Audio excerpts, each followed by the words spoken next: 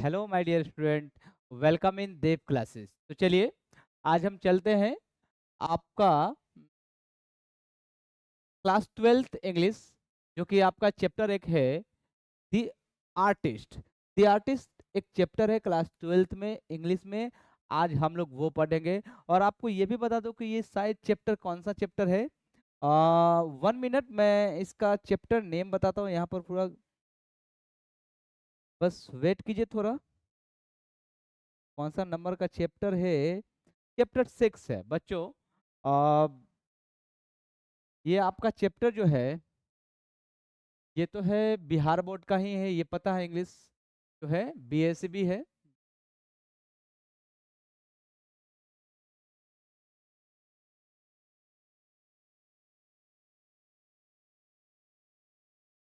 और जो चैप्टर है चैप्टर ये 6 है। ओके, ये आपका चैप्टर प्रोज है, ये स्टोरी है। ये चैप्टर 6 है। ओके बच्चों, तो यहाँ पर आप ध्यान दीजिएगा, ठीक है ना। ये जो चैप्टर द आर्टिस्ट हम लोग आज जो पढ़ रहे हैं, ये चैप्टर बहुत ही क्या है, बहुत ही मोस्ट प्रोमिनेंट है। और मोस्ट प्रोमिनेंट है ये किसके लिए है? सबसे पहले तो ये सवाल मेरा आप लोगों से है कि आखिर है किसके लिए। ये आप अपने पेरेंट्स के साथ भी बैठकर इस चैप्टर को आप देख सकते हैं। अगर आप घर में है, लड़का हो या लड़की हो, मेल हो या फीमेल हो, या तो ट्रांसजेंडर हो, डजेंट मैटर। मैटर ये करता है आप अपने पेरेंट्स के साथ बैठकर बिल्कुल आराम से कंफर्टेबल होकर देख सकते हैं। ये ना कि सिर्फ बच्चों के लिए है, ये बच्चों के माता पिता के लिए भी है, मदर एंड फादर दोनों के लिए है, भैया है, या घर में जितने भी एल्डर्स है, बड़े बुजुर्ग है, इन सबको मुझे लगता है कि ये चैप्टर जो भी है ना, सभी को देखना चाहिए। जैसा कि आप देख रहे हैं, आप हमें देख रहे हैं, आप यूट्यूब से देख रहे हैं या ऐप के माध्यम से देख रहे हैं, आप किसी भी सोर्स से अगर आप देख रहे हैं तो आपको देखना चाहिए, शिक्षक को भी समझना चाहिए। आप सभी को दिखा सकते हैं ये चैप्टर, ऐसा नहीं है। आप माता पिता को दिखाइए, भैया को दिखाइए, भाभी को दिखाइए, अंकल को दिखाइए, आंटी को दिखाइए। मतलब कहने का मतलब कि इस चैप्टर को लगता है, मुझे लगता है पर्सनली, मुझे फील होता है, आई फील लाइक इस सबको देखना चाहिए। It should be watched, and ये सभी को एवरीवन, ठीक है ना, it should be watched everyone. क्यों देखना चाहिए? मुझे लगता है कि देखना इसलिए चाहिए, ये चैप्टर ही कुछ ऐसा है। द आर्टिस्ट, आप देख सकते हैं the artist. Artist you know, artist का मतलब क्या? आर्ट का मतलब कला, और आर्टिस्ट का मतलब कलाकार। एक कलाकार की बात हो रहा है, क्या हो रहा है? द आर्टिस्ट, कलाकार की बात हो रहा है। कलाकार, आर्टिस्ट की बात हो रहा है, एक कलाकार की बात हो रहा है। और ऐसा कलाकार, देखिए जीवन में आप कुछ भी कीजिएगा लाइफ में, बच्चों एकदम ध्यान से सुनना, क्योंकि मुझे नहीं लगता ये चैप्टर आपको कहीं से भी स्किप करने लायक नहीं है, आपको सुनना चाहिए। जैसा कि आप इससे पहले देखिएगा, ये चैप्टर जब स्टार्ट हुआ है, तो मैं इसीलिए बता रहा हूँ कि इससे पहले आप देखिए ना जरा, इससे पहले आप देखिएगा तो आपको एक वीडियो मिलेगा, आपको चैप्टर स्टार्ट होने से पहले आप उसमें देखिए आपको क्या दिखाई दे रहा है। इसमें मैं जिक्र हो रहा था कि थ्री इडियट्स मूवी देखे होंगे आप अपने पेरेंट्स के साथ भी देखे होंगे थ्री इडियट्स मूवी। तो उसमें उस चैप्टर में क्या दिखाया गया, थ्री इडियट्स में फादर जो होते हैं, पिता होते हैं, वो चाहते हैं कि मेरा बेटा इंजीनियर बने, लेकिन बच्चा तो कुछ और चाहता है। एक चाहता है कि मेरा बेटा इंजीनियर बने, एक कोई चाहता है कि फोटोग्राफर बने, एक चाहता है कि हम किसी कंपनी में जॉब करें, एक चाहता है कि हम स्किलफुल हो।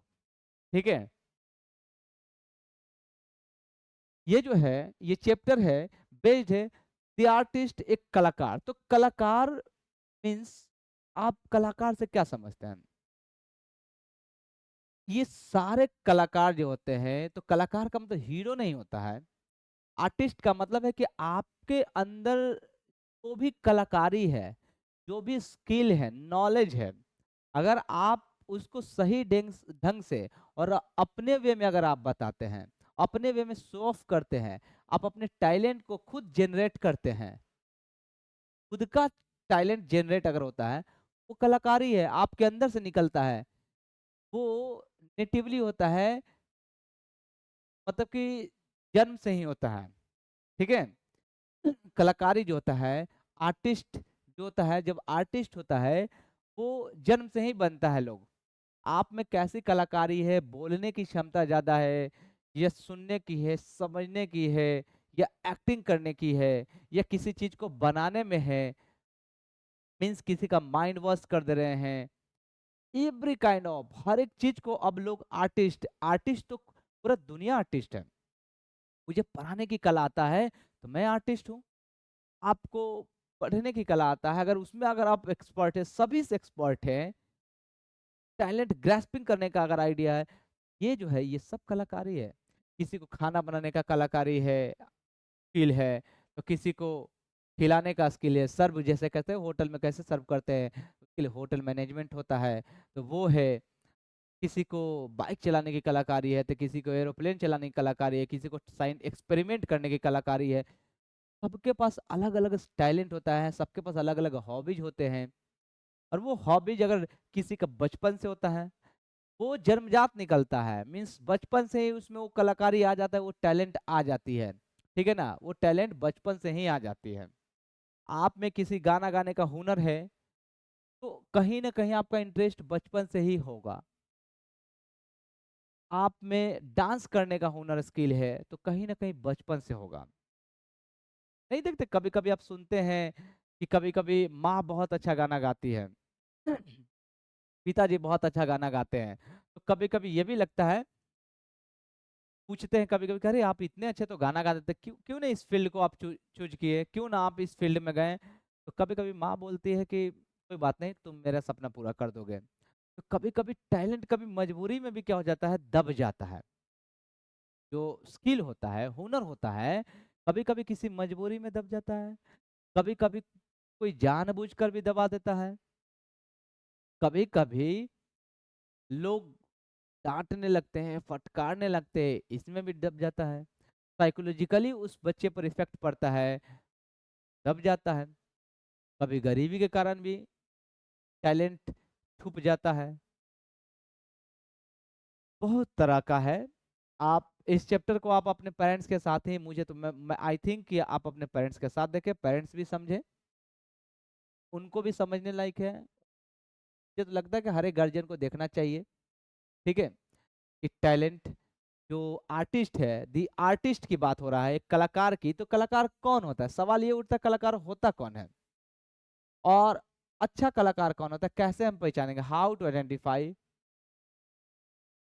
Identify a good artist, good artist कैसे पहचानेंगे?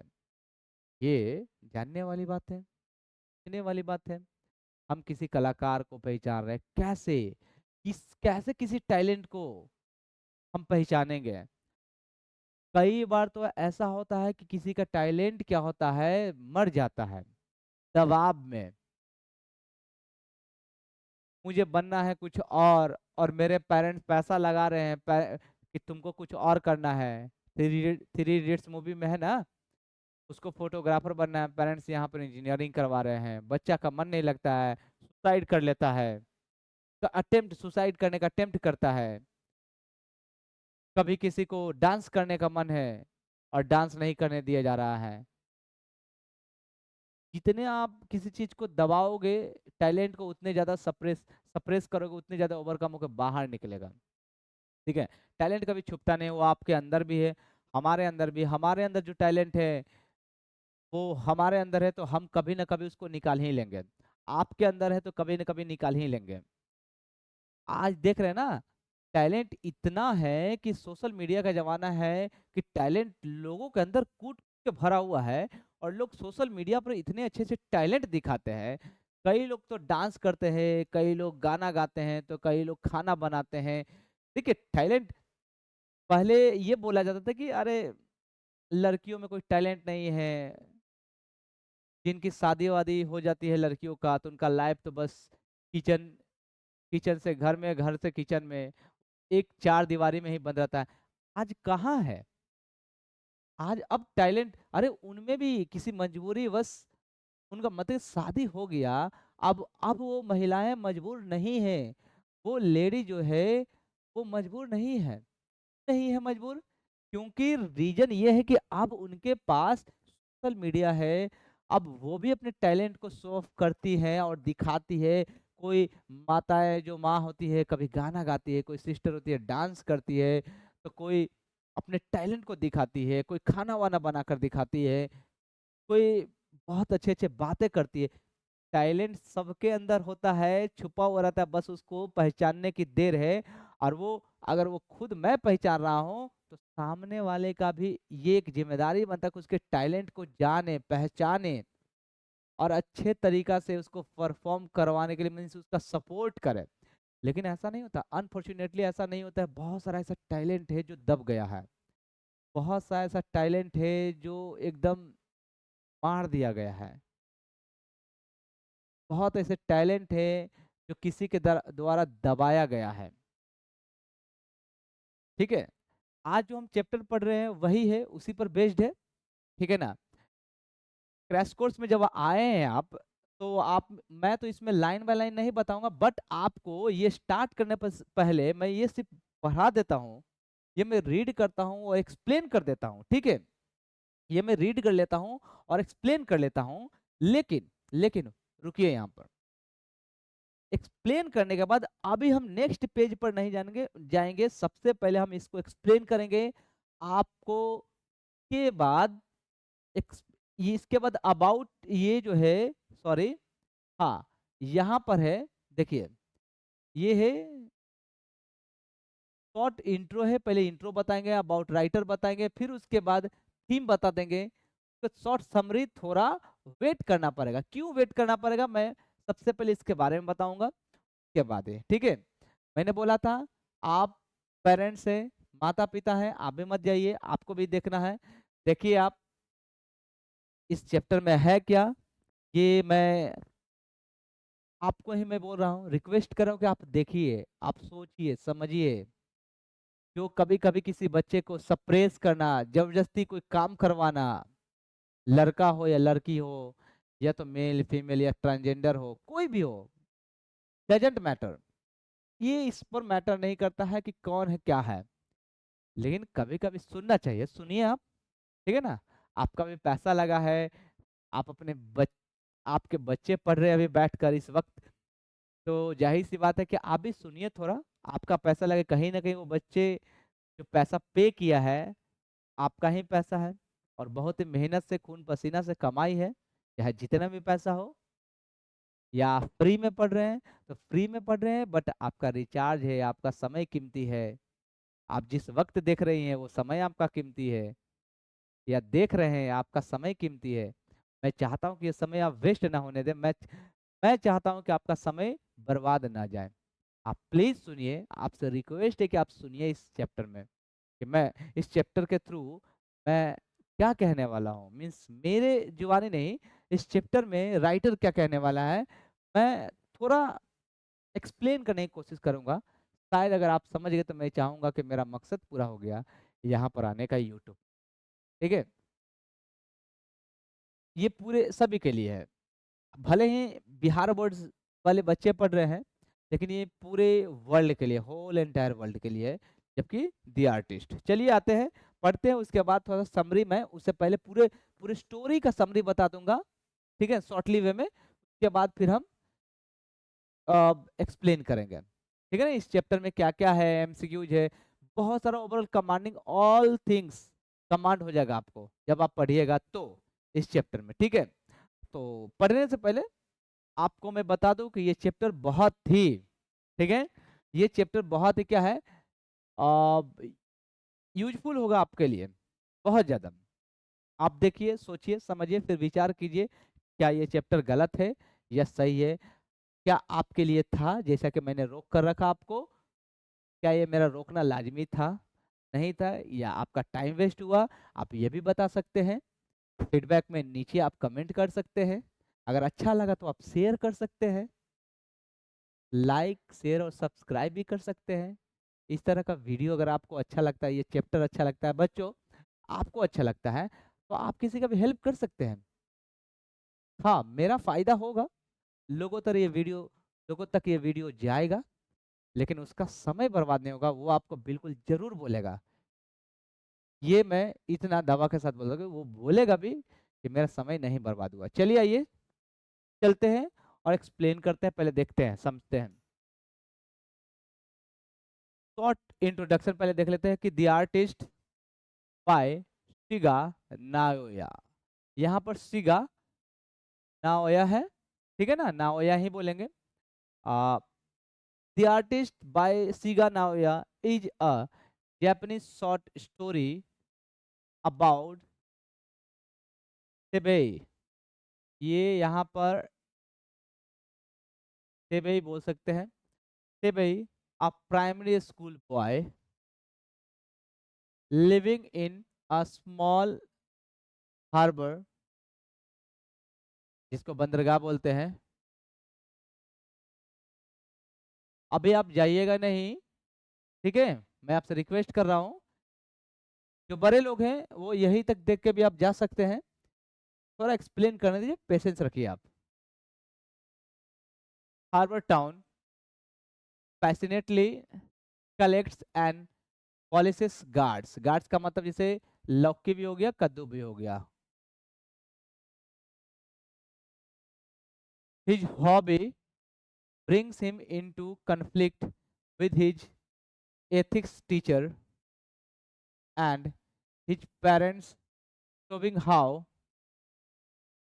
society often misunderstands and suppresses a child's creativity. Suppresses का मतलब दबाना, creativity means skill, हुनर,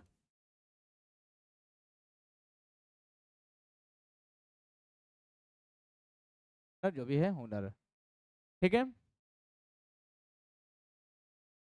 मिसअंडरस्टैंड्स मीन्स मिस्टेक करना, गलती कर देना, ठीक है। अब यहाँ पर देखिए आपके सामने स्क्रीन पर है, आप पहले खुद से रीड कर लीजिए, क्योंकि ये आपके बुक में नहीं मिलेगा, ये मैं यहीं पर दिया हूँ,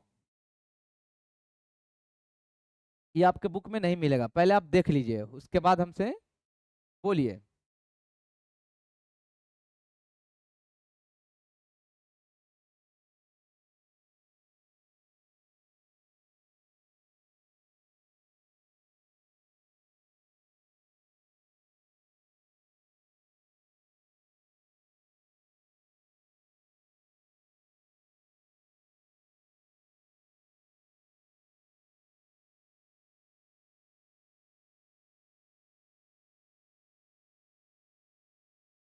देख लीजिए आप।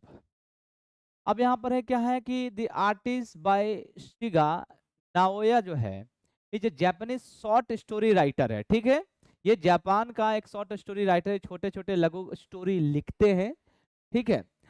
और अबाउट इन्होंने एक स्टोरी लिखा, शॉर्ट स्टोरी लिखा सेबेई के बारे में। एक लड़का सेबेई है, इसके बारे में कि जो लड़का जो है एक प्राइमरी स्कूल में, प्राइमरी का मतलब क्या, प्राइमरी का मतलब होता है 6 से लेकर 8 क्लास तक, इसी बीच में है। तो 6 से 8 क्लास तक के बीच में क्या ये लड़का है, मीन्स पर कितना होगा, 10 से 12 साल का उम्र होगा, 6 से 8 में, ठीक है ना, 10 से 12 साल का उम्र होगा। तो बता रहा है क्या, a primary school boy living in a small harbour town, मतलब कि समुद्र वाला इलाका था, बंदरगाह वाला इलाका था, वहां रहता था, उस शहर में रहता था, ठीक है। हु पैसिनेटली, बहुत ही शौक से, पैसिनेटली बहुत ही जुनून से, बहुत ही शौक से, कलेक्ट एंड पॉलिसेस गार्ड्स, क्या करता था, उसका काम था उस लड़के का, लौकी जो होता है, कद्दू जो होता है, जिसको bitter gourd, bitter bottle God भी बोलते हैं, गार्ड भी बोलते हैं, तो बॉटल लौकी जो होता है वो क्या करता था, कलेक्ट करता था, और कलेक्ट करके उस पर पॉलिश मारा करता था। पॉलिश, पॉलिश को चमकाता था, सुखा उखा कर जो भी होता है अंदर से निकाल कर उसको सुखाता था, ठीक है।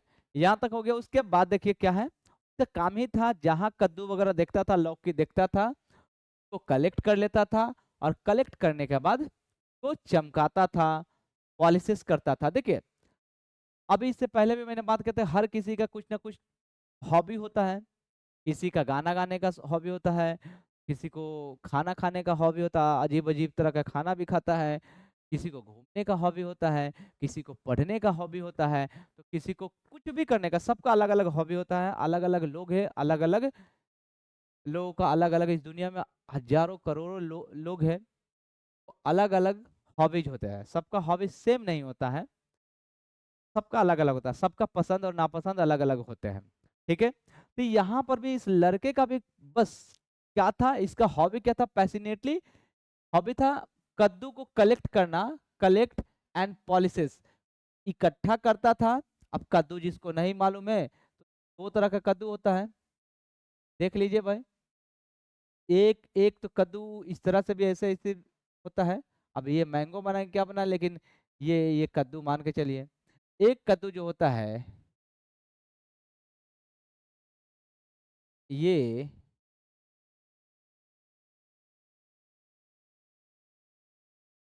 ये होता है, ठीक है?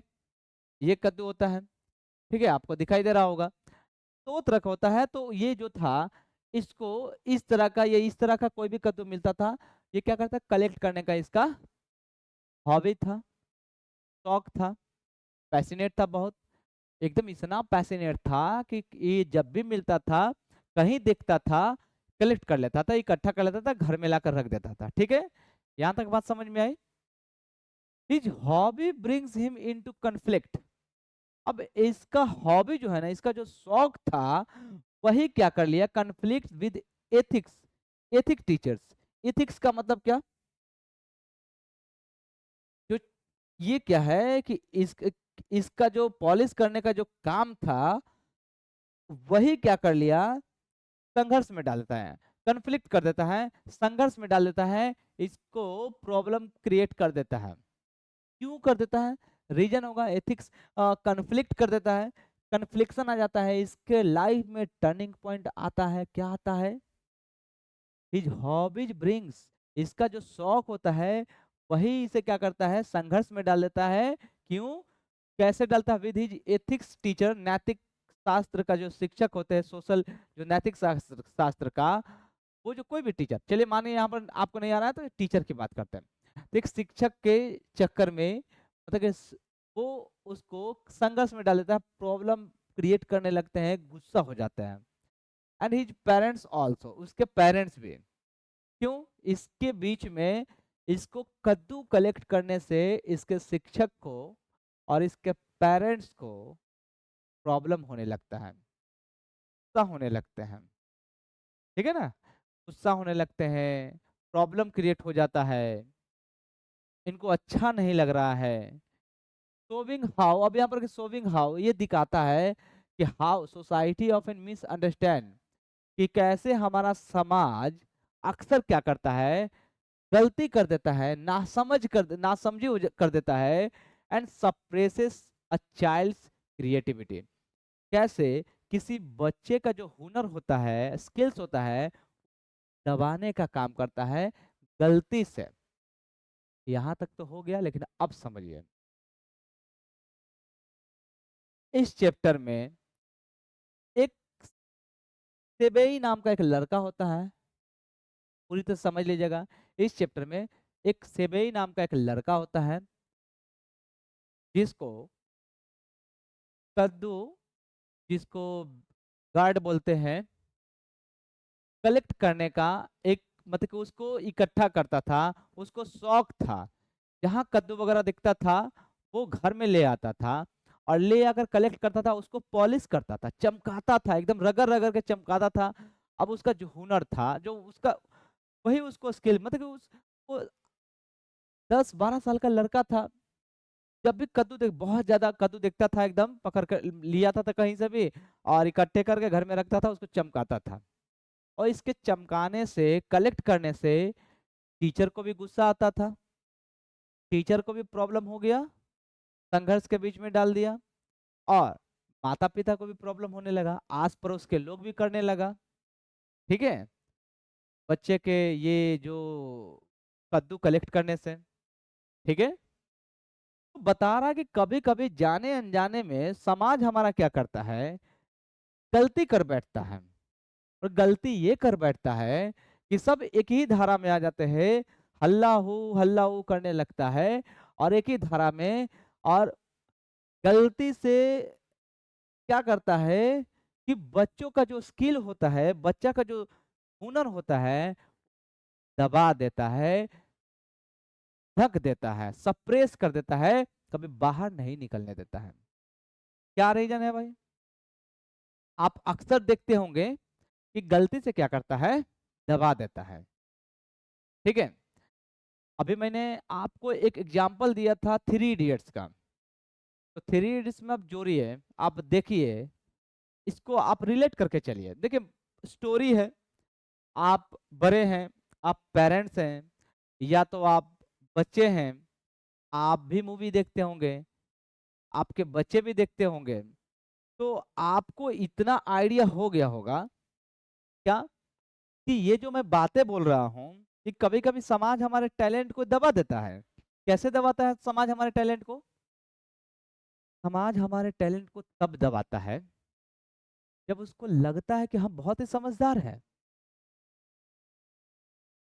हमारे बच्चे जो आस पड़ोस में कुछ अलग करते हैं, तो लगता है कि ये यूजलेस है, ये बेकार है, हमारा नाम बदनाम होगा।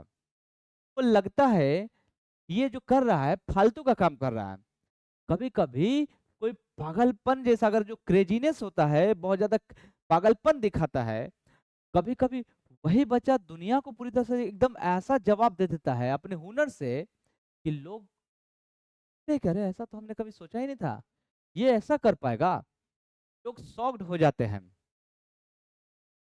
क्योंकि वो बच्चा, उसका 100% डिटर्मिनेशन होता है, 100% पैसिनेटली होता है, पैसिनेट होता है, लगातार वो काम करते जाता है, दुनिया का परवाह नहीं करता है। वही बच्चा आगे बढ़ता है, किसी दुनिया का परवाह नहीं करे। अगर जानता है कि ये मेरे में हुनर है, तो हुनर है।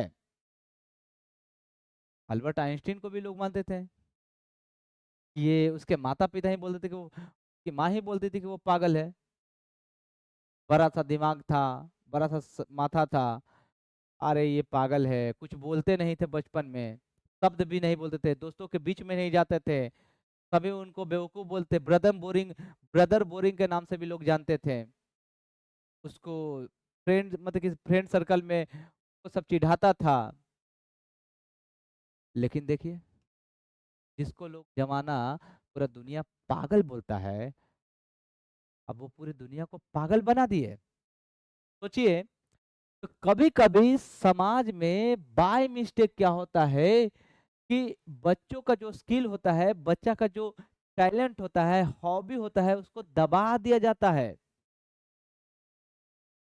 अब आपका बच्चा डांसिंग सीखना चाहता है, डांस करना चाहता है, डांस का स्किल्स उसमें है, हमेशा वो घर में डांस वांस कर रहा है या कर रही है, और आप बोले बंद करो ये सब, क्या कर रहे हो?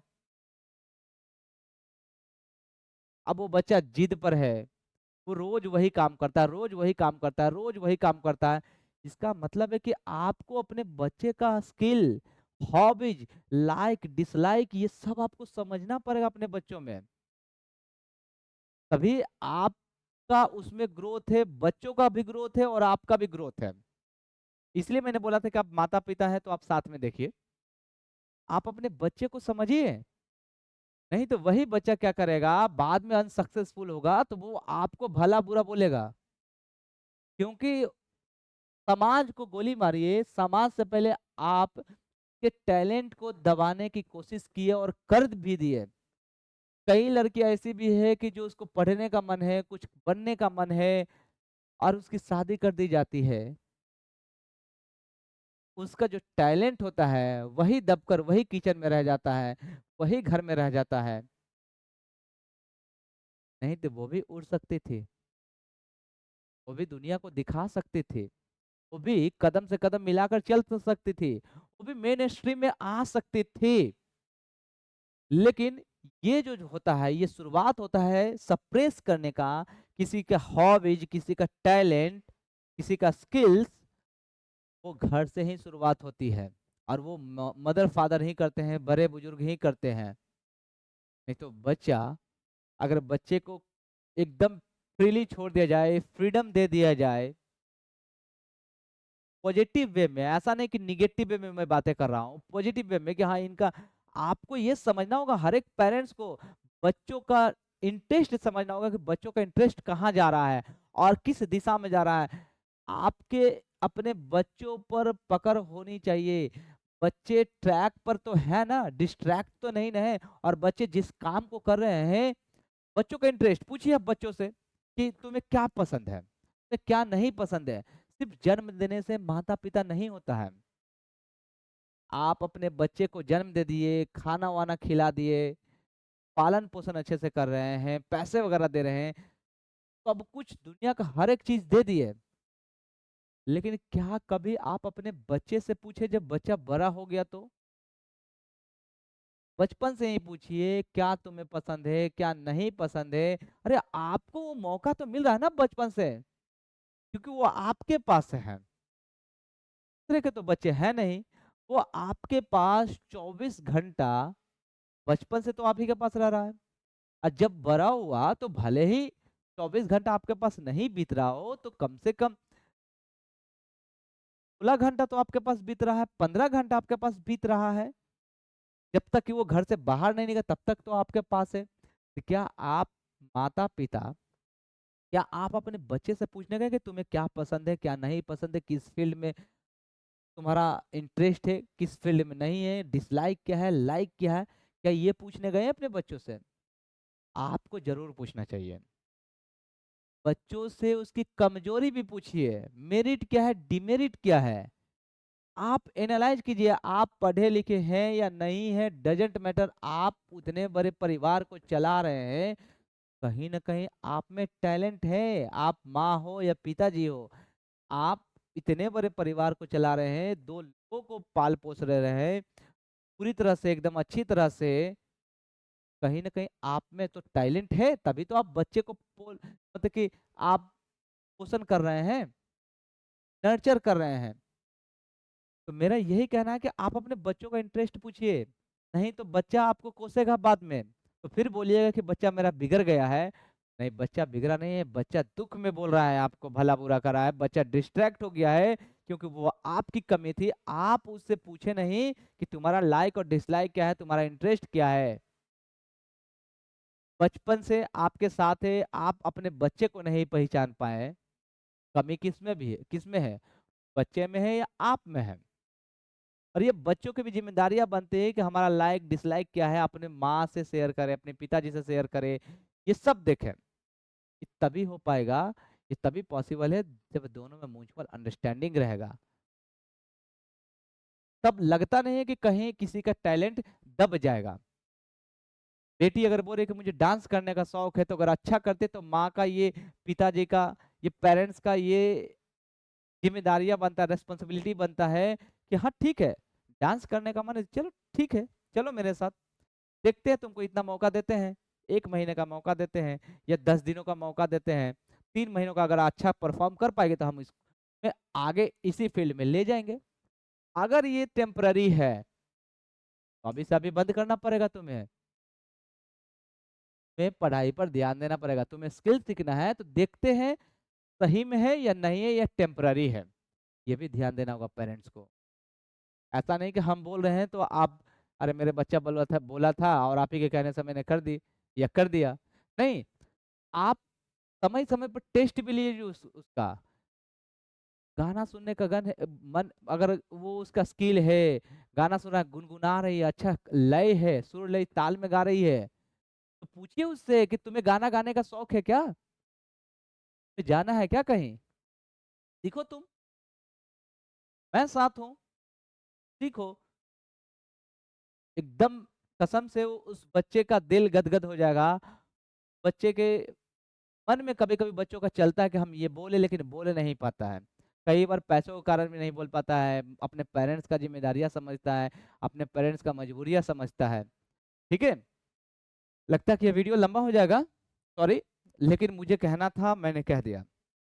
लगता है ऐसे ही बहुत सा तमाम, इस बच्चे का भी था, सेबई का भी था, इसको लॉकी, ये सब लॉकी को कलेक्ट करना, पॉलिश करना, ये सब अच्छा लगता था। लेकिन ऐसा हुआ कि इस बच्चे का टैलेंट वहीं के वहीं दबा रह गया, कारण उसके पेरेंट्स, कारण उनके टीचर, कारण उनके सोसाइटी। ऐसे ही तमाम, आप भी आप एनालाइज कीजिए ना, आप में कुछ टैलेंट होगा, लेकिन आप किसी मजबूरी कारण आप अपने टैलेंट को शो नहीं कर पाए, आपका टैलेंट छुप गया। कोई बच्चा कुछ कुछ काट रहा है, कुछ खिलौने तोड़ रहा है, कभी ये कर रहा है, कभी वो कर रहा है, तो उसे देखिए, समझिए, परखिए, तब जाकर क्या कीजिए, एनालाइज कीजिए कि मेरे बच्चे में लगातार अगर यही काम कर रहा है, मेरा बच्चा लगातार यही काम कर रहा है, लगातार यही काम कर रहा है, अगर एक ही चीज को बार बार कर रहा है, एक ही हॉबी को बार बार करता है, इसका मतलब कहीं ना कहीं उसमें टैलेंट है, उसको समझिए, उसको टाइम दीजिए, देखिए डिस्ट्रैक्ट तो नहीं ना हो रहा है, उसी काम में माहिर है क्या, एक्सपर्ट है क्या, वो सब देखिए। किसी को खाना बनाने का मन है तो खाना बनाने दीजिए, और देखिए कि अच्छा बना रहा है या नहीं बना रहा है, देखिए कि लोगों से बेटर बना रहा है कि नहीं बना रहा है, हर एक काम में देखिए, ठीक है। चलिए आगे देखिए, मैं थोड़ा सा बताता हूँ उसके बाद। अबाउट राइटर के बारे में थोड़ा समझ लीजिए कि शिगा नाओया जो है 1883 टू 1971। अब पेरेंट्स, आप अगर आप चाहेंगे तो आप जा सकते हैं, आपको लगता है तो आप जा सकते हैं, और कंटिन्यू रहना है तो आप रह सकते हैं, रह सकते हैं, ठीक है। चलिए मैं कोशिश करूंगा कि इसे तो समझाऊं। शिगा नाओया जो है 1883 टू 1971, 1883 से लेकर 1971 तक क्या है इनका जन्म काल रहा, जन्म से लेकर मृत्यु तक। क्या है शिगा नाओया, क्या है, was a celebrated 20th century Japanese short story writer. ये क्या थे, जापान के शॉर्ट स्टोरी राइटर थे ये एक लेखक थे, छोटे छोटे कहानियां लिखते थे, लेकिन इंटरेस्टिंग कहानियां लिखते थे, लोगों को समझ में आ जाए, स्किलफुल, एकदम कूट कूट के भरा हुआ था, लोगों को समझ में जाए, यूजफुल होता था। अब famous for his sensitive depiction, बहुत ही सेंसिटिव लिखते थे, ऑर्डिनरी पीपल, लोगों के लिए, साधारण लोगों के लिए बहुत ही डिपिक्शन, स्टोरी वगैरह लिखते थे, सेंसिटिव लिखते थे, ताकि समझे लोग, दिल से ले और दिल से सुने और दिल से समझे भी, रिलेट कर पाए, इस तरह की स्टोरी लिखते थे। एंड देयर इनर लाइफ, और उनके आंतरिक जो जीवन की कहानियां होती थी वो सब बताते थे। मतलब उनके राइटिंग स्किल में, जो शिगा नाओया है भले ही जापान के थे, लेकिन राइटर तो राइटर होता है, कभी तो कभी होता है, किसी भी दुनिया का हो, किसी भी कोने का हो, दिल से ही सोचता है, दिमाग से कभी कभी नहीं सोचता है, ठीक है। अब यहाँ पर क्या है, in in the artist he portrays a talented boy whose artistic interest is not recognized by adults, reflecting Shiga's concern for individuality versus social conformity in Japan। अब देखिए क्या है कि इस स्टोरी में द आर्टिस्ट है, इसमें क्या है, इन्होंने ये दर्शाया है एक बच्चे का टैलेंट, अ टैलेंटेड बॉय, एक टैलेंटेड बॉय है जो सेबई है, उसके आर्टिस्टिक इंटरेस्ट, उसके कलाकारी का रुचि जो होता है, जो काम करने का हॉबीज होता है, उसका इंटरेस्ट होता है, कहाँ है, इंटरेस्ट इज नॉट रिकॉग्नाइज, उसके कलाकारी को, उसके इंटरेस्ट को, उसके हॉबी को, लाइक डिसलाइक जो होता है, उसके पसंद नापसंद को, इसमें उसके पसंद को लोगों के द्वारा, अडल्ट के द्वारा, बड़े बुजुर्गों के द्वारा, बड़े लोगों के द्वारा क्या है, नापसंद किया गया है, नोट रिकॉग्नाइज नहीं पहचाना गया है, रिकॉग्नाइज नहीं किया गया है, नहीं पहचाना गया है। इसलिए मैंने बोला कि आप अपने बच्चों का, इसमें है कि बच्चों का टैलेंट आप पहचानिए, लगातार अगर आपका बच्चा वही काम कर रहा है तो आप देखिए कि लगातार आपका बच्चा बीच बीच में उसके परिवार के बीच में उठकर लोगों को एक्सप्लेन कर दे रहा है, भाषण दे रहा है, स्पीच अच्छा दे पा रहा है, लोगों को कन्वे अच्छा कर पा रहा है, इसका मतलब कि आपका बच्चा इस फील्ड में ऑपरेटर बनेगा, वक्ता बनेगा, बोलने वाला अच्छा नेता भी बन सकता है, कहीं किसी ऑफिस का कुछ अच्छे मतलब कि एक्सप्लेनेटर भी बन सकता है, बहुत कुछ बन सकता है। ऐसे में हर हर सभी में अलग अलग, तो यहाँ पर सेबेई का जो टैलेंट होता है उसको नहीं पहचाना जाता है अडल्ट के द्वारा, बड़े बुजुर्गों के द्वारा। Reflecting figures concern for individuality versus social conformity in Japan. क्या है? अवयस्कों की तरफ मान्यता नहीं दी जाती है, जो जापान में व्यक्तिगत बनाम सामाजिक अनुरूपता के लिए सिगा की चिंता को दर्शाता है। समाज का जो कंफर्टेबिलिटी होता है, अब यहाँ पर बताता है कि बताओ समाज कैसा है। एक छोटे से बच्चे का टैलेंट को दबाया जा रहा है, हनन किया जा रहा है, लोग पहचान नहीं पाया। बहुत ही दुख की बात है। ऐसे दुनिया में हजारों लाखों करोड़ों लोग होंगे, ऐसे बच्चे होंगे जिनके टैलेंट को अभी तक भी पेरेंट्स भी नहीं समझ पाए हैं। तो इसलिए मेरा मकसद है, मेरा उद्देश्य है कि इस चैप्टर को पढ़ने के बाद अगर आप पेरेंट्स हैं या आप बच्चे हैं, आप क्लास 12th में हैं, आप अपने पेरेंट्स को भेज दीजिए। पेरेंट्स आपको समझेंगे, पीटेंगे नहीं। आप भेजिए तो सही। ठीक है, आप अपने स्टोरी पर लगाइए लिंक, कोई ना कोई तो जरूर देखेगा। आपके माध्यम से किसी का ना किसी बच्चों का तो टैलेंट उजागर तो होगा ही होगा। कम से कम किसी को कोई रोकेगा तो नहीं, किसी को दबाएगा तो नहीं। हो सकता है उसके टैलेंट से इस दुनिया में लोगों का भला हो जाए, मानव जाति का कल्याण हो जाए। ये भी तो हो सकता है कि मानव जाति का कल्याण हो जाए, लगे कि हाँ, कि उसके टैलेंट ने पूरे दुनिया को दिखा दिया, नाम तो होगा। ये काम तो थोड़ा करके देखिए। अल्बर्ट आइंस्टीन को लोग किस तरह से समझते थे, लेकिन आज पूरी दुनिया में उनका ही जो काम है वो पूरा दुनिया फायदा उठा रहा है ना। आप थोड़ा सा पुण्य का काम कर दीजिए, आपके साथ साथ पूरे मानव जाति का कल्याण होगा, पूरे ब्रह्मांड का भी कल्याण हो सकता है। आप करके तो देखिए हेल्प, कुछ भी कीजिए, लेकिन लोगों का भला सोचिए। तो आइए इसमें थोड़ा सा, इसमें क्या अडल्ट के द्वारा बड़े बुजुर्ग ही अक्सर बोलते हैं, बड़े बुजुर्ग ही अक्सर बोलते हैं, अरे चुप हो, ये मत करो, वो मत करो, यहाँ मत जाओ, वहां मत जाओ, क्या डांस कर रहे हो तुम, क्या गाना गा रहे हो, बार बार गुनगुना रहे हो, क्या है, बार बार तुम एक ही काम क्यों कर रहे हो तुम। किसी भी फील्ड में मैं बातें कर रहा हूँ, किसी भी फील्ड में दबाना नहीं चाहिए। देखिए, पहचानिए, सोचिए, समझिए, टेस्ट लीजिए, बार बार परखिए, उसके बाद उसको देखिए कि इस काम लायक है या नहीं है। ठीक है, चलिए आगे देखते हैं। थीम क्या है इसका? The central theme is the clash between a child's genuine artistic passion and the narrow utilitarian utilitarian attitude of adults value only formal study.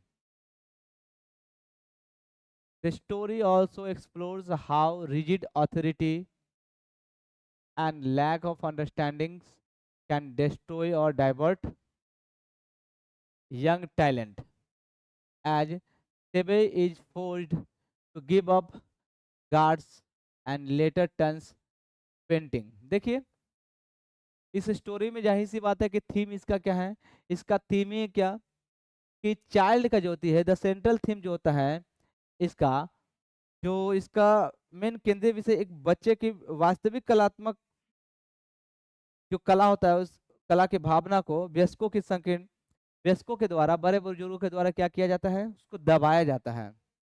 टकराव के बीच है, बताया जा रहा है कि जो केवल औपचारिक अध्ययन को ही महत्व देते हैं।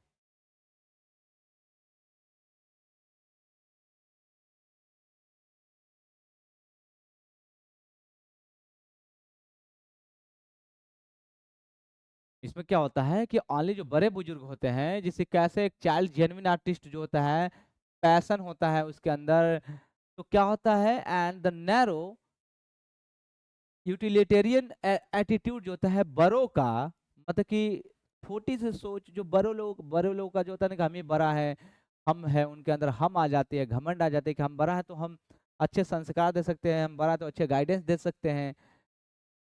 तो आपको भी सीखने की ज़रूरत है। बड़े बुजुर्ग को सीखने की ज़रूरत है कि बच्चों के हुनर को पहचाने, बच्चों का इंटरेस्ट पहचाने, बच्चों का लाइक, डिसलाइक ये सब जाने। अगर ये किसी के पास नहीं है, आप अपने बच्चे को नहीं समझते हैं, मतलब है कि आप आगे चल के इन फ्यूचर आपको ही तकलीफ होगी जब बच्चे आपके आपको कोसेंगे। आपके अपने बच्चे ही जब आपको कोसेंगे, भला-बुरा बोलेंगे, तब आपको लगेगा कि हमने गलती कर दी है। तुम्हें बुरा लगेगा आपको क्योंकि हम इस बच्चे को जन्म दिए थे, पाले हैं, पोसे हैं, पैसा खर्च किए हैं, इतने सारे सपने देखे हैं। मेरे अकॉर्डिंग ये काम क्यों नहीं कर रहा है? गलती वही होती है, बच्चा आगे ग्रोथ नहीं कर पाता है जब अपने मुताबिक पेरेंट्स सोचते हैं। आप बच्चे को फ्री छोड़कर तो देखिए, कि मन मुताबिक करने दीजिए, समाज सिखा देता है, ठोकर जब लगता है तो समाज भी सिखा देता है। हाँ, गाइडेंस के रूप में, मेंटर्स के रूप में आप रहिए, सामर्थ्यता उसके अंदर है, वो कर पाएगा। पहचानिए अपने बच्चे को, शक्ति को, पहचानिए अपने बच्चे के स्किल को, टैलेंट को पहचानिए। समय-समय पर ज़रूर टेस्ट लेते रहिए, चाहे जिस रूप में हो, आप लिखित रूप में नहीं लीजिएगा तो मौखिक रूप में लीजिए। आप जाँचिए, परखिए, देखिए, ये सब कीजिए।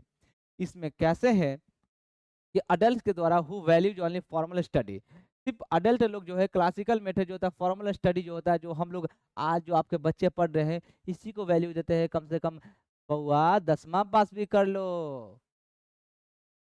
बच्ची 10वां पास भी कर लो, 10वां पास हो जाएगी, मैट्रिक कम से कम तो पास कर लो, सिर्फ 12th कर लो, तो ग्रेजुएशन कर लो, बीए पास कर लो। इस स्टडी से स्किल का कोई लेना देना है नहीं। ये व्यवहारिक जो स्टडी है सिर्फ चलने के लिए है, जीने के लिए तो नहीं लगता है। यूटिलाइज कैसे कर पाएँगे? तो ये फॉर्मल स्टडी पर सिर्फ ध्यान देते हैं, स्किलफुल जो स्टडी होता है, उस पर ध्यान देना चाहिए, हुनर होना चाहिए, कला सीखने। जैसे अगर हम ये पेन बना अगर ये पेन सिर्फ खरीदने का हुनर नहीं, बनाने का भी हुनर होना चाहिए। खाना ज़ोमैटो से ऑर्डर करने का नहीं, खाना बनाने का भी हुनर होना चाहिए, ठीक है?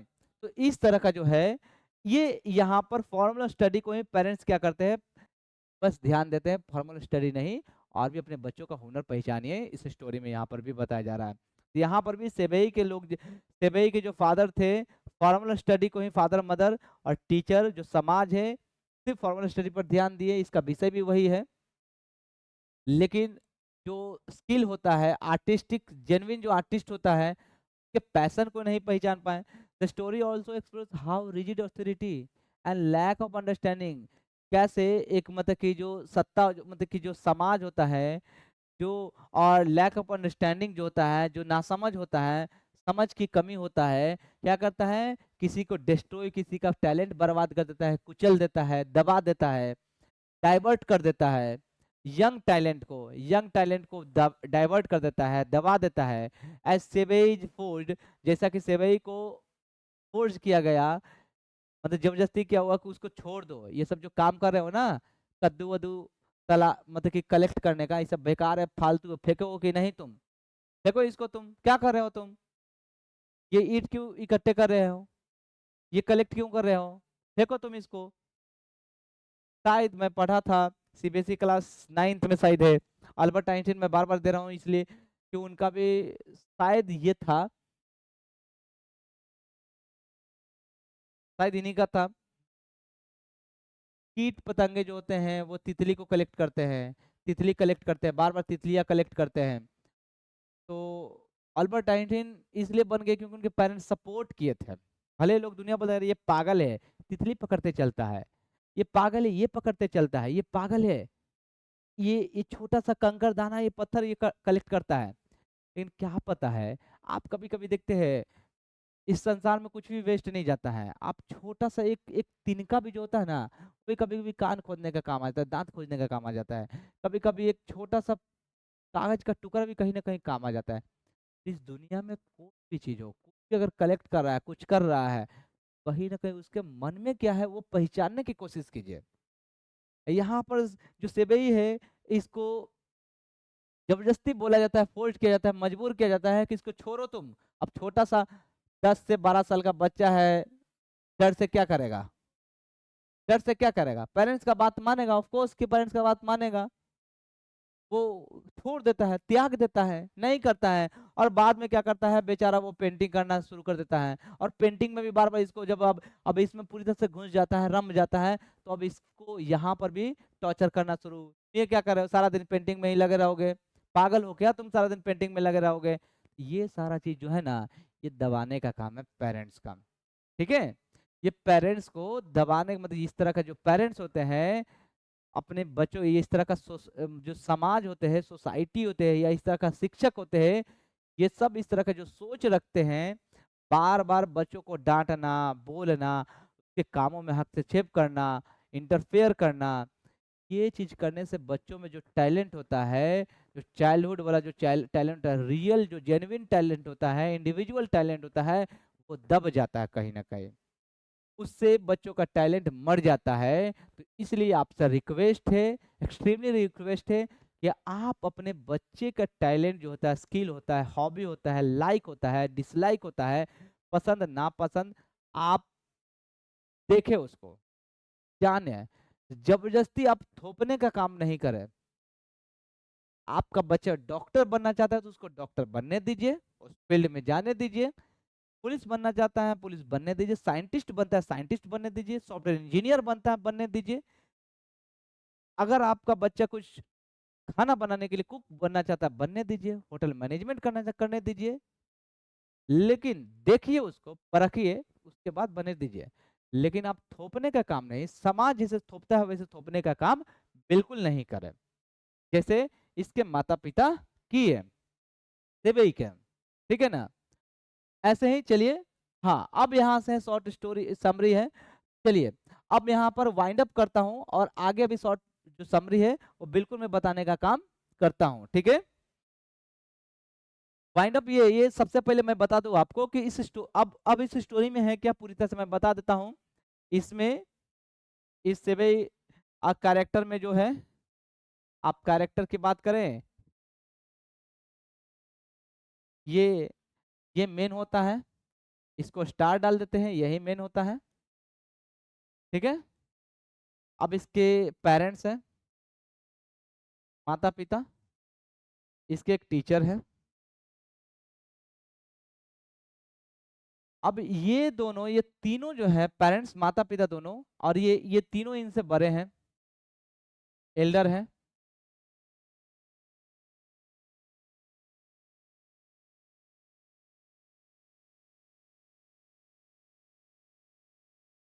एल्डर हैं, अडल्ट है, अडल्ट है, बड़े हैं। अब बच्चा 10 साल का, 12 साल का बच्चा क्या करेगा? डर से क्या करेगा? जब डांटेगा, पेरेंट्स डांटेंगे, तो जाहिर सी बात है बच्चा वही काम करेगा, हो जाएगा। नहीं करेगा, उसको डर है, बच्चे को क्या समझ है। बच्चे को कभी आप सपोर्ट करके तो देखिए उसके फील्ड में, बच्चा क्या करता है आपका। बिल्कुल, जब घर से सपोर्ट मिले तो पूरा दुनिया सपोर्ट करेगा। तो बच्चों को बिल्कुल प्लीज प्लीज प्लीज आप सपोर्ट कीजिए। आप उसके टैलेंट को पहचानिए, ऐसा नहीं कि जो बच्चा बोला वही करेंगे। आप सोचिए, समझिए, परखिए, तब उसको सपोर्ट कीजिए। देखिए, ऑब्जर्व कीजिए, ये आपका काम है, पेरेंट्स का काम है। सिर्फ जन्म देना, पालन पोषण करना, खिलाना पिलाना, अच्छे कपड़े देना, ये सब आपका तो काम है, आपका दायित्व है। ये मानवीय जरूरत है, ये कीजिए। ये भी बहुत बड़ा महान, ये कभी कोई कर्ज ये चुका नहीं सकता है। लेकिन आपका एक और काम है, सही दिशा में उसको गाइडेंस करना, एकदम मेंटर के जैसा, मार्गदर्शक के जैसा खड़े रहना, समय समय पर उसका परीक्षा लेना, एक गुरु बन के कीजिए आप, बिल्कुल कीजिए। आइए एक बार हम वाइंड अप कर देते हैं कि इस स्टोरी में क्या है। स्टोरी है थोड़ा लॉन्ग है। स्टोरी में एक सेवई नाम का बच्चा होता है, उसको कलेक्ट करने का, मतलब कि जो भी है, कद्दू गार्ड जो होता है, कद्दू कलेक्ट करने का शौक होता है, वो कलेक्ट करता है, उसको घर ले आता है, कहीं भी देखता है पूरे अपने आसपास के इलाकों में कहीं भी देखता है उसको ले आता है। उसको लाकर उसको क्या करता है, उसके अंदर से सारा बीज निकाल लेता है। बीज निकालने के बाद उसको अच्छे से टांग देता है, सुखा देता है, उसको फिर चमकाता है, पॉलिश वगैरह करता है, ठीक है ना? कुछ वाइन वगैरह भी यूज़ करता है, चावल का बना हुआ होता है, उससे पॉलिश करता है, फिर उसे एक-एक करके घर में टाँगते जाता है, एक-एक करके अपने रूम में टाँगते जाता है। बस उसका यही काम है। और ये एक दिन क्या हुआ कि उसको एक अच्छा मतलब कि क्या हुआ कि कहीं गया था, पोर्ट पर हार्बर पर गया था, बंदरगाह पर गया कि कहीं गया था, तो वहाँ पर क्या हुआ कि उसको जिसे वो कहीं भी कलेक्ट करता था, तो उसके कहीं भी कलेक्ट करता था, उसके पिताजी बोलते थे कि ये सब बकवास वाला काम क्यों करते हो तुम? बंद करो ये सब काम, लेकिन फिर भी वो बच्चा मानता नहीं था। और उसका शौक था, वो करता था। एक दिन वो गया सब्जी वाला के दुकान-वुकान पर गया वो सब्जी लेने के लिए, तो उसको को नज़र आया क्या, उसके दुकान के पीछे जैसे कहने का मतलब कि कद्दू नज़र आया। वो कद्दू देखते ही उसके मन में एकदम पूरी तरह से गुजबम हो जाता था, एकदम लगता था कि अजीब-सा उसका फीलिंग होने लगता था। गजब का फीलिंग होने लगता था कद्दू देखकर। उसको एकदम मन मोह लेता था कद्दू। तो क्या करता था, वो एक आंटी से बोला कि आंटी हम वो दादी माँ वो क्या हम ले सक कद्दू ले ले, कितने में है? तो वो बोलता है कि 5 येन में है, दे सकते हैं तुम्हें, तुम छोटा बच्चा हो दे सकते। अच्छा ठीक है, वो घर से आता है, पैसा लेता है, उस कद्दू को खरीद लेता है। जहाँ बाजार में लोग टेढ़े-मेढ़े कद्दू को पसंद करते थे उस समय, रखते थे, लेकिन इसको बहुत ही सीधा-सीधा और लंबे जो कद्दू वगैरह होता है, उसको एकदम स्ट्रेट होता था, सीधा होता तो वो पसंद होता था। और अजीब-सा इसका एकदम था, कद्दू से बहुत पसंद करता, कद्दू इसको बहुत पसंद आता था। एक दिन ऐसे ही जा रहा था, मतलब दूर से देख रहा है कि एकदम पूरा कद्दू इस तरह गोल-गोल नज़र आ रहा है, तो देखता है, तो एक झोपड़ी से निकल रहा तो लगता है कि कद्दू लटका हुआ है, लेकिन एक बूढ़ा होता है जो टकला होता है, तो चिकना होता है उसका एकदम चमक रहा होता है, तो लगता है कि अरे कद्दू है, वो देखता है, फिर थोड़ा-सा नज़र पलके झुकाता है तो गायब हो जाता है। लेकिन बाद में देखा अरे वो तो एक इंसान है जो टकला है, तो बहुत हँसता है अपने आप से, बहुत हँसता है अपने आप से, जहाँ जाना हँसता है। वही कद्दू एक दुकान से लेता है, दादी माँ के पीछे रहता है, तो वो मतलब वहाँ से जाता है, खरीदता है और उसको घर में ले आता है। उस कद्दू को वो इतना पसंद करता है, और यही कद्दू के लिए बिल्कुल ये क्या था, अब मानिए कि शगुन था, मतलब कि शुभ था या शुभ था। अब ये देखिए क्या हुआ, उस कद्दू को तो ले लिया, घर पर ले गया, वही काम किया, अंदर से खोखला करके पूरी तरह से उसको निकाल दिया, बीज वगैरह सुखा दिया और उस कद्दू को भी सुखा दिया, फिर पॉलिश किया, सब कुछ लगाया, वाइन वगैरह एवरीथिंग उसके जो पिताजी पीते थे। वाइन वो चावल-वावल का बनता है, उसको निकाल के कभी उसको चमका पता नहीं उसको, जो बच्चों को जो समझ में आ रहा था वो कर रहा था, करता था। ये जो करता था, उसके बाद वो क्या किया, अब उसको इतना मन मोह लिया वो कद्दू ने कि अब उसको लेकर स्कूल चला गया। स्कूल में जा रहा है, अगले दिन निकाला स्कूल में निकाल के, और वो नीचे बेंच के नीचे ऐसे-ऐसे कर रहा है, पूरा एकदम चमका रहा है उसको। तो किसी ने, कोई टीचर जो है, एथिक्स जो टीचर है, नैतिक शास्त्र के जो टीचर है, वो देख लिए। देख के उसको अब डाँटने लगे, पूरी तरह से बोलने लगे। अब मारे, पीट मतलब कि मारना भी शुरू कर दिए, और बहुत ज़्यादा भला-बुरा बोले, बहुत ज़्यादा डाँटे। बोले कि बेवकूफ़ कहीं के, ये सब काम क्या लड़कियों वाला काम कर रहे हो, ये तुम चमकाने का काम, पागलपन का हिसाब कर रहे हो, एकदम पूरा हद कर दिए हो तुम। फेंको यहाँ से कद्दू वगैरह ये सब। उस टीचर ने क्या किया, उस कद्दू को ले लिया और लेकर बाहर गार्ड खड़ा था, गार्ड को दे दिया है। ऐसा दिया मतलब कि मानो उस बच्चे के लिए वही चीज़ कीमती था। बच्चे के लिए वही चीज़ कीमती था, एकदम कद्दू बहुत ही कीमती था एकदम उसके लिए। दुनिया में सबसे ज़्यादा कीमती वही था, उसका वही हॉबी था। कभी किसी पागल को देखे, वो कभी-कभी सड़क से ईंट भी उठा लेगा, हेलो हेलो करते रहेगा। उससे छीन लो तो वो तुमको मारने के लिए दौड़ेगा। जिस इंसान को जो पसंद होता है ना, उससे छीन लोगे उसका प्यारा चीज़, तो उसको बहुत ही क्या होगा, प्रॉब्लम होगा। वो बहुत ज़्यादा गुस्सा हो जाएगा। तो बच्चे को भी वो कद्दू बहुत ही पसंद था। टीचर ने वो छीन लिया, और छीन कर क्या किया, उस टीचर को मतलब कि गार्ड को दे दिया। और गार्ड को ऐसे दिया कि जैसे कि क्या है, ऐसे दे दिया गार्ड को कि समझिए कि उसके लिए कोई वजह लगता कि मानो कोई बेकार सा चीज़ दे दिया हो। धरो इसका कोई यूटिलाइज़ नहीं, यूज़लेस है ये। दे दिया उस गार्ड को, गार्ड ने वो रख लिया। अब देखिए यहाँ पर क्या हुआ, गार्ड ने तो रख लिया, वो बच्चा रोते हुए घर चला गया। बच्चा तो अब जान गया कि डर से कि अब हम जाएँगे घर पर तो अब हमको प्रॉब्लम होगा। बच्चा चला गया घर में। अब कुछ देर बाद शाम में उसके पीछे-पीछे टीचर भी आ गए। टीचर आए, उसके माँ को भला-बुरा कहने लगे, माँ थोड़ा रोने लगी, पूरा एकदम अब बुदबुदाने लगी कि ये पता नहीं क्या कर लिया, ये सब काम उसके जो टीचर है ये सब बता दिए। ये सब बता दी कि कद्दू, ये पता नहीं ये कद्दू लेकर ये क्या क्या छीलते रहता है, पॉलिश करता है, इस तरह का काम करता है। ये आपका बच्चा है, लड़कियों वाला हरकत करता है, कद्दू ले रहा है तो ये कर रहा है, वो कर रहा है। ये कौन सा काम है? दुनिया का अजीब सा कौन सा ऐसा बच्चा ऐसा करता है? कद्दू लेके इधर से उधर करता है, ये चमकाता है, ये करता है, और इसको जीवन में कोई काम नहीं मिला और कोई टैलेंट नहीं है।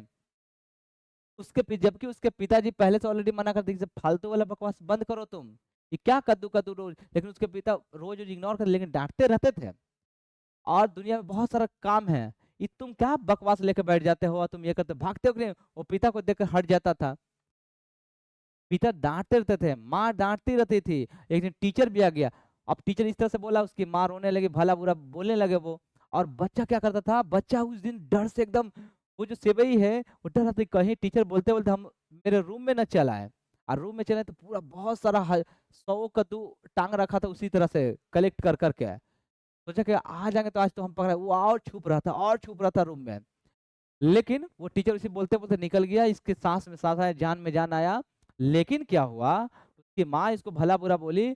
अब जब उसके पिताजी आए सेवई का, तो वो की माँ रोते हुए सब कुछ वृतांत बता दी। अब उसके पिताजी निकले, लाओ किधर है लाठी, लाओ बताते हैं इसको। इक्का तो ये ऐसा ऐसा काम करेगा, एकदम कोरिया वाला काम करेगा, कद्दू उठाएगा, कद्दू चमकाएगा, ये सब पागल वाला काम करेगा, ये सब हरकत करेगा। ये कौन सा काम कर रहे हो कद्दू चमकाने का? कौन सा बड़ा काम हो रहा है? लाओ डंडा उंडा लाओ तो। और सारा लेकर लाठी से मार के फोड़ दिए, सब कद्दू को फोड़ दिए। भागो यहाँ से तुम। पूरी तरह से कद्दू को फोड़ दिया, आज के बाद अगर ये सब काम किया ना तुम मार के तुम्हारा सर फाड़ देंगे, भगा लेंगे तुमको घर से बाहर। और यही काम किए, कद्दू उद्दू क्या किए, सब तोड़ ताड़ दे। वो जितना भी वो पूरा मेहनत किया था, पॉलिश करता था, कलेक्ट कर करके रखा हुआ था, सब कद्दू को फोड़ दिया, के पिताजी ने फोड़ दिए। ठीक है। अब इसका काम, अब उस दिन से अब ये बेचारा पेंटिंग करना शुरू कर दिया। मतलब उसके पिताजी बोले तब ये पेंटिंग में माहिर हो गया, लग गया पेंटिंग में। अब एक कद्दू बचा हुआ था, जो उसने उसको सबसे अच्छा लगा था, वो गार्ड को मिल गया था। एक दिन ऐसा हुआ कि गार्ड का सैलरी बहुत कम था।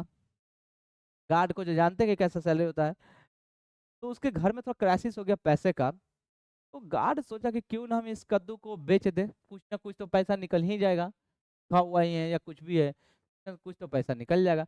गया गार्ड, किसी बनिए के दुकान पर गया और पूछा कि ये हमको बेचना कितना में दोगे? तो बोला कि हम 5 येन देंगे। तो गार्ड बोला 5 येन देगा? अब बोला कि नहीं, हम 5 येन में नहीं बेचेंगे, हम बेचेंगे नहीं। वो एक्सेप्ट ही नहीं किया, बोला कि नहीं हम 5 में नहीं बेचेंगे। तो फिर बनिए ने बोला कि 5 में नहीं, हम 10 दे देंगे। तो अब इसके मन में हुआ ना, ये बहुत चतुर था, फिर भी ये मुंह नहीं खोला कि हम 10 में दे देंगे। ये अपने मुंह से नहीं बोला कि हम कितना में देंगे, बोला कि क्या बात है, इस सूखे से कद्दू का, इस तरह का कद्दू है, इसका कोई टीचर जो फेंक दिया था, इसका कोई उसके लिए कोई मायने नहीं था, और ये 10 ईयर में देने के लिए तैयार है, इसका मतलब है कि देखते हैं इसका कीमत कितना तक जाता है। बोला कि नहीं हम, फिर बहुत तेज था, मैंने बोला कि तेज था। बोला कि नहीं हम इतना में नहीं बेचेंगे। तो बोला कि ठीक है, हम तुमको 50 येन देते हैं, 50 येन में देना है तो दो। बोला कि वाह, इसके मन में लगा कि 50 येन तो मेरा महीने का सैलरी है, ये कौन ऐसा करता है, कोई टीचर ऐसा थोड़ी ना करता है। कोई टीचर आज इतना खुश है कि जब होता है तो इतना फिर भी नहीं देता है, ये तो पूरे महीने भर का ये दे रहा है। हम स्कूल में काम करते हैं, वो शिक्षक भी हमको इतना महीने भर का नहीं देता, एक दिन का, एक महीने का सैलरी एक ही दिन में दे दिया। तो वो दिया, भेज दिया, 50 येन लेके चला आया। यहाँ पर क्वेश्चन ये भी उठता कि 50 येन क्या था? तो 50 येन जो था, मतलब 50 रुपया मान के चलो, 500 रुपया मान के चलो, 50,000 मान के चलो, के लिए क्या था, उसका सैलरी था उस गार्ड के लिए 50 येन, जो महीने में 30 दिन कमाता था, 30 दिन करता था तब मिलता था, जो उसको एक दिन में मिल गया, खुश हो गया। अब पता चला बाद में, वो बच्चा तो मशगूल हो गया अपने पेंटिंग में, गार्जियन के दबाव से, टीचर के दबाव से, पेरेंट्स मम्मी पापा के दबाव से, सोसाइटी के दबाव से, उसके फादर के जो दोस्त वगैरह भी इसी तरह बोले कि आपका बच्चा वहाँ पगला गया है, ये कदुआ चमकाते चल रहा है, ये करेगा कि जी कदुआ का। ये सब करते करते, ये सब सुनते सुनते इसके सारे समाज के लोग बोलने लगे कि पागल हो गया, इस तरह का कोई काम करता है क्या?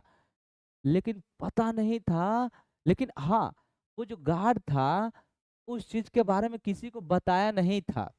इतना तेज़ था, बता देता तो उससे फिर तो वो सारा पैसा ले लेता। गार्ड ने जब 50 येन में बेचा, लेकिन बताया किसी को नहीं था वो सब बात कि क्या अजीब सा कद्दू है, गजब का है इसमें टैलेंट कि आखिर इस कद्दू में किया क्या कि 50 येन का बिक गया, जो 2 रुपए का कद्दू, 2 येन का कद्दू, 1 येन का कद्दू और ये 50 येन में बिक गया। और बाद में उस गार्ड को पता चला कि अरे! उस बनिए ने तो 600 येन में कद्दू को बेचा है किसी राजा से, ठीक है ना? किसी राजा से 600 येन में। कहानी यहीं पर समाप्त हो जाती है। तो सोचिए कि 600 येन में बेचा, उस कद्दू में क्या बात था जिसका कीमत रत्ती भर उसके पेरेंट्स नहीं समझ पाए, जिसका कीमत उसके टीचर नहीं समझ पाए, जिसका कीमत उसके सोसाइटी नहीं समझ पाया और उसका कीमत लाखों करोड़ों में बिक रहा है। ऐसा ही कीमत आप होगा, आपके भी बच्चों का होगा। आप उसके टैलेंट को मत दबाइए। सोसाइटी से भी रिक्वेस्ट है, पेरेंट्स से भी रिक्वेस्ट है, टीचर से भी रिक्वेस्ट है, बच्चों का हुनर पहचानिए, स्कूल वाले से भी रिक्वेस्ट है, बच्चों का हुनर पहचानिए, उसको मौका दीजिए। गवर्नमेंट से भी रिक्वेस्ट है, समाज से भी रिक्वेस्ट है कि आप सभी के हुनर को मौका दीजिए, टैलेंट निखारने का। कि सब अपने आप में कलाकार होता है, उसके कलाकारी को जानिए, सोचिए, समझिए। जैसे इसका एक कद्दू कलेक्ट करने का, पॉलिश करने का इस तरह से इस अंदाज में करता था कि जो 2 रुपया की चीज करोड़ रुपए में बिक रहा है। समझ रहे हैं? ये होता है टैलेंट, ठीक है ना? जिसको दबाया गया, कुचला गया, पेरेंट्स के थ्रू, अडल्ट के थ्रू, जितने भी बड़े बुजुर्ग हैं एल्डर्स के थ्रू, ठीक है? इस स्टोरी में यही है, आगे हम पढ़ेंगे और आगे जानेंगे भी। इस स्टोरी में यही है, हम लोग समरी देखेंगे, ठीक है ना? समरी यहाँ से करेंगे और समरी देखने के बाद और थोड़ा डिटेल में थोड़ा और जानेंगे और उसको प्रैक्टिस करेंगे, ठीक है? प्रैक्टिस करेंगे तो आपको एकदम मजा आएगा। आई होप अभी तक आपको इंटरेस्ट आया होगा, मजा आया होगा, ठीक है? के बाद हम लोग चलेंगे। चलिए, एक चीज और भी है जो आपको देखना है, देखिए यहाँ पर। चलिए 1 मिनट। चलिए, बात ऐसा कि देखिए, आ, देखिए बच्चों, सबसे पहले आपको बता दूं कि अगर आपको बस इतना इंट्रो सुनकर अगर आपको अच्छा इंटरेस्ट लगा हो, अच्छा लगा हो, आप पेरेंट्स हो चाहे कोई भी हो, बच्चे हैं जो पढ़ने वाले हैं, आपको लगा होगा, इंटरेस्ट लगा होगा, तो आप देखिए, सोचिए, समझिए कि मैं कैसा पढ़ा रहा हूँ। यहाँ पर सारे मेंबर, फैकल्टी मेंबर इसी तरह से पढ़ाते हैं, इतने फुली डेडिकेशन के साथ, एग्जाम्पल के साथ, एक यूनिकनेस के साथ।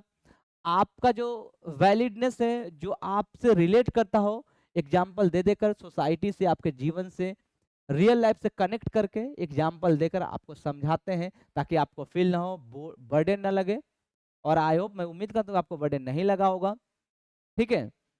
मैं कोशिश करूंगा, हम लोग भी सारे जितने भी आप यहाँ पर टीम मेंबर्स देख रहे हैं, सारे लोग एक्सपर्ट है और अपने आप में जो भी धुरंधर मानिए चाहे कुछ भी है, लेकिन ऐसा नहीं है, वो आप पर डिपेंड करता है। आपको कैसा लगा, आप फीडबैक में आप बता सकते हैं, आप फीडबैक दे सकते हैं। आपको कैसा लगा मेरा पढ़ाने का टीचिंग स्टाइल, ठीक है? एक समझाने का टीचिंग स्टाइल कैसा आपको समझ में आया या नहीं आया? मैं चाहता हूँ कि देश के कोने कोने का, स्टेट अपने बिहार राज्य का जो भी है या कहीं भी, हर एक बच्चा को समझ में आए। मैं पार्टिकुलर की बात नहीं करता हूँ, हर एक बच्चा को समझ में आए। मेरे लिए सारे बच्चे प्यारे हैं, लड़का हो या लड़की हो, मेल हो या फीमेल हो, ट्रांसजेंडर हो, सबके लिए सब प्यारे हैं। तो देखिए, आइए यहाँ पर देखिए कि देव क्लासेस जूनियर ऐप भी आपके पास है। आप प्ले स्टोर में जाइए, देव क्लासेस का जूनियर ऐप होता है, उसको डाउनलोड कीजिए। ये बच्चों इस तरह का अगर क्रैश कोर्स अगर आपका देव क्लासेस आपके लिए लाया है क्या, 45 डेज क्रैश कोर्स चैलेंज लाया है। 2026 का जो एग्जाम होने वाला है, 45 डेज का क्रैश कोर्स लाया है और इसी तरह से फुली डेडिकेशन के साथ एकदम बच्चों को पढ़ाया जा रहा है, ताकि आपका पैसा कहीं भी वेस्ट ना हो और लगे नहीं कि पैसा एकदम बर्बाद हो गया है। आप, मैं तो बोलता हूँ कि पेरेंट्स के साथ आप पहले पेरेंट्स ही देख लीजिए इस वीडियो को, उसके बाद ही आप डिसाइड कीजिएगा कि ये टीचर मेरे बच्चे लायक है या नहीं है। मैं इतना बोलता हूँ कि देव क्लास आपके सुनहरे भविष्य, उज्जवल भविष्य के, आपके बच्चों का उज्जवल भविष्य के लिए कामना करता है, पूरा फुल्ली डेडिकेशन के साथ लगा हुआ। आप एक बार मौका तो दीजिए। आप अगर मौका देते हैं तो मैं वादा करता हूं, मैं अपने इंडिविजुअल सब्जेक्ट के लिए, कि आपके बच्चों का मार्क्स क्या है, मार्क्स के साथ साथ नॉलेज भी आएगा, समझ भी बढ़ेगा।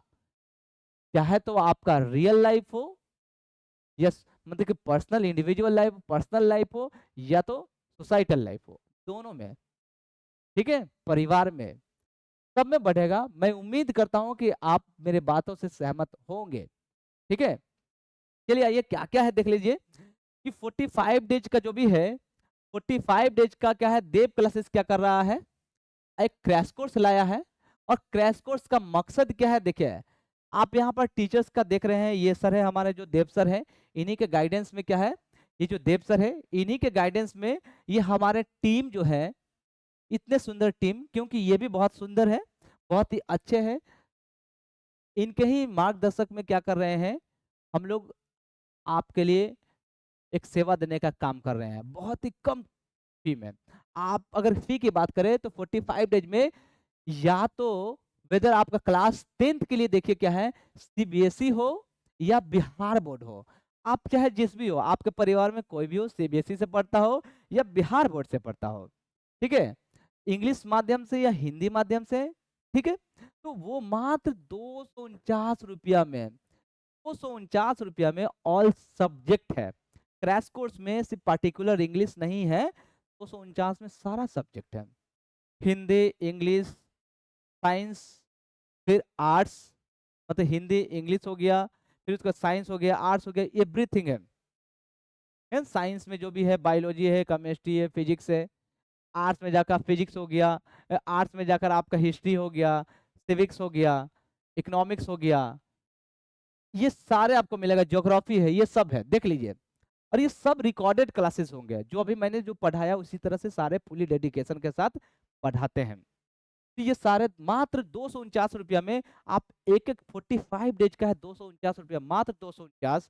और आप सोचिए पूरे साल का जो क्लास का, पूरे साल का जो कोर्स है, आपको मात्र 249 रुपया में, पूरे साल में आपको 45 दिन में, आपका बच्चा पढ़ा हो या नहीं पढ़ा हो, लेकिन आप किसी कारणवश छूट गया हो, नहीं पढ़ा हो, देर नहीं हो रहा है, अभी भी टाइम है, आप आइए और हमसे जुड़िए। मैं वादा करता हूं कि आपका पैसा वेस्ट नहीं जाएगा। यहाँ पर देख लीजिए, अब बात हो रहा है 12th का, तो 12th वाले भी बच्चे क्यों नाराज होंगे, हमारे सर ने बोला कि नहीं नहीं भाई, 12th के बच्चे, ये सर बोले कि 12th क्लास को कैसे हम मतलब नाखुश कर सकते हैं, उसे भी खुश होने का हक है।